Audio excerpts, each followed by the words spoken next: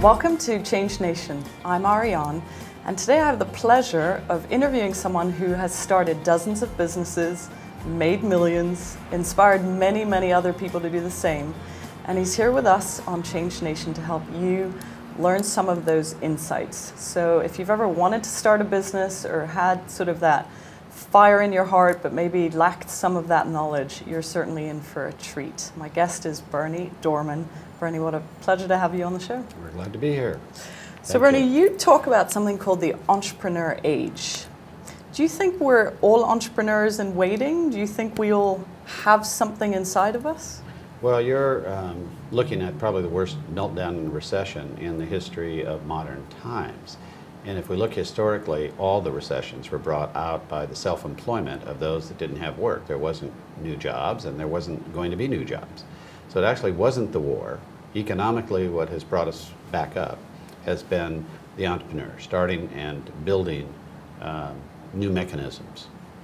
One of my favorite stories is a fellow that was in a room, much like we're in here, and he was playing a game with his family on a table in the height of the Depression, with the soup lines and everything in the 20s. It was so awful.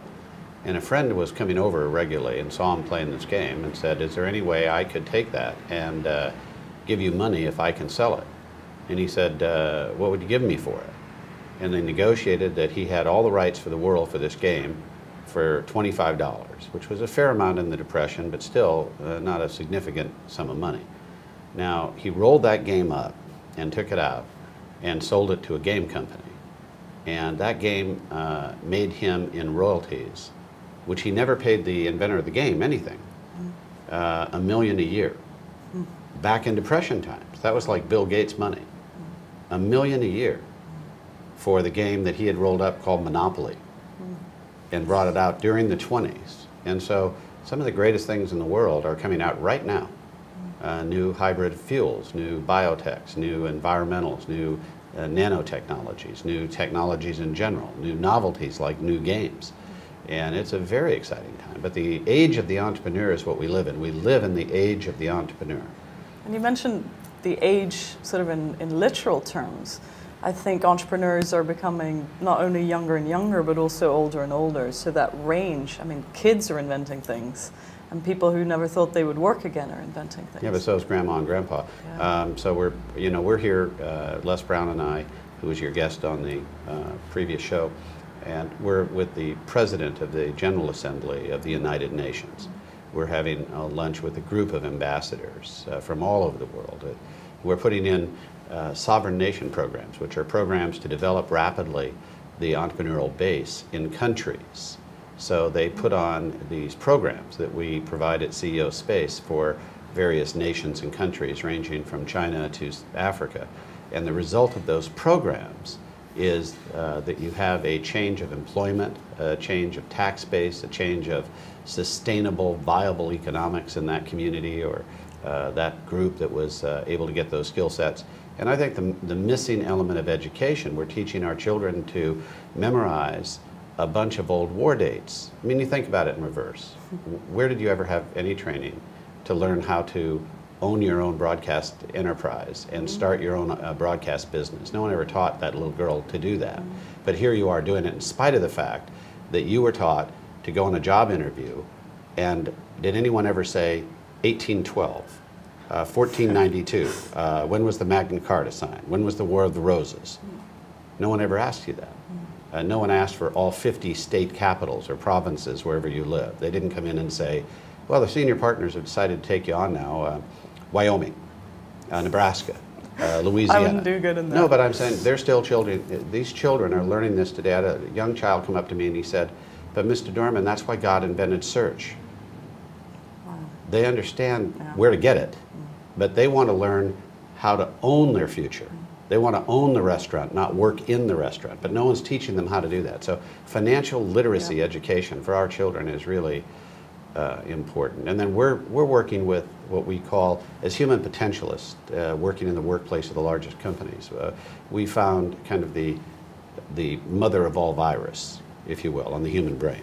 And competitive capitalism is a failed model. It's a failed model, and we've got to retire it to a museum and talk about it like There's a competitive capitalism. They used to do that in the old days. Lots of people died because of it, and they had lots of wars. The environment for the earth was crumbling when they used it. And the new model is cooperative and collaborative capitalism. And cooperative and collaborative capitalism is a different set of rules, and it's totally reportable to all of us. It's totally accountable to all of us, and it has no secrets. Where competitive capital is filled with secrets and is operated by greed and avarice and not full partnership for the rest of humanity. So do we want a system that's full partnership for all of humanity? Or do we want a system that will allow 1.3 billion to die this year?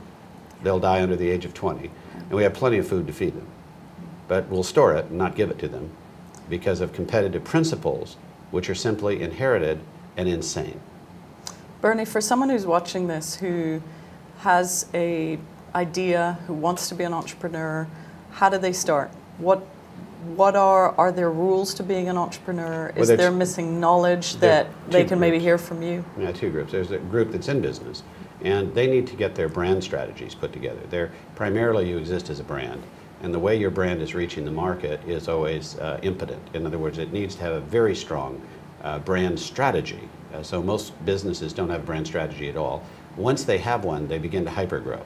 And the idea is to put your systems together to be able to never say no to growth and always be able to stay in the hypergrowth space. And that's having better plans, better teams, and the resources to go all the way. It's just those three things. When you start, you need to develop a plan first that's sequenced around the brand strategy, because that creates a budget. Then you need to implement the funding, the capitalization of the company to take you through the first 2 years. The notion you can do it without capital in a capitalistic environment and culture that we live in is going to cause you more pain and grief. It's like trying to get the bullseye for that little pellet where the slingshot is just hanging. You need to pull that slingshot back with capital to the point that you have the tension and energy to go all the way home to the bullseye. If you do that, you're unstoppable. I do hear that from a lot of entrepreneurs, that money is always the thing that's sort of in the way. Is that a belief? Is there any fact in that, or you just think there's abundance of money for ideas? I look at it as if they're playing a CD, and I always ask the audience, how many songs can you put on a CD? And they can come up with the number that they can put of MP3 files on a CD. Then I ask them if they will take their CD and put it into their DVD Blu-ray player, and if it will pull up that fishing pole from DreamWorks. It won't. They need a double-sided, double-density Blu-ray disc. Now, how many CDs can you put? How many MP3 files can you put on that? And the answer is thousands. So you have to take and hit your forehead and unload your CD about business principles and knowledge and capital. When I say private placement memorandum and I start to do a 506 or a Regulation A or a 504 private placement, you go to a place in your stomach that's uncomfortable because your C drive is accessing no information. You never got anything on the disk. We teach this to high school students. I have 9-year-olds that have raised $150,000 in 72 hours. And they're on camera going, it's not hard, it's just all you need is the information. You know, it's so tough to teach the adults. And they're 9. I had she's 3.5. She points out I was almost 4. But she raised $25,000 in one day. And I remember when she was on her knees getting that $25,000 check. And, she's president of the company. So what makes the difference between someone who raises that kind of money and someone who's still stuck? Is it secret knowledge? Secret knowledge is training yourself. Napoleon Hill said get specialized knowledge in the fields that you're going into and make yourself advanced in that specialized knowledge. If you're going into entrepreneurialism, you need some specialized knowledge and capital, and it's easy to get. It's easy to get. And we provide it for free, so you can get training for free. Go to CEO Space Success Channel. It broadcasts 24 hours a day, and you won't see a rerun for 5 years. And it has plenty of capital modules from the best trainers and law firms in the world. And train yourself on capital and learn about capital. We'll be right back. I hope you heard that. CEO Space Success Channel.com? .com. We'll be right back.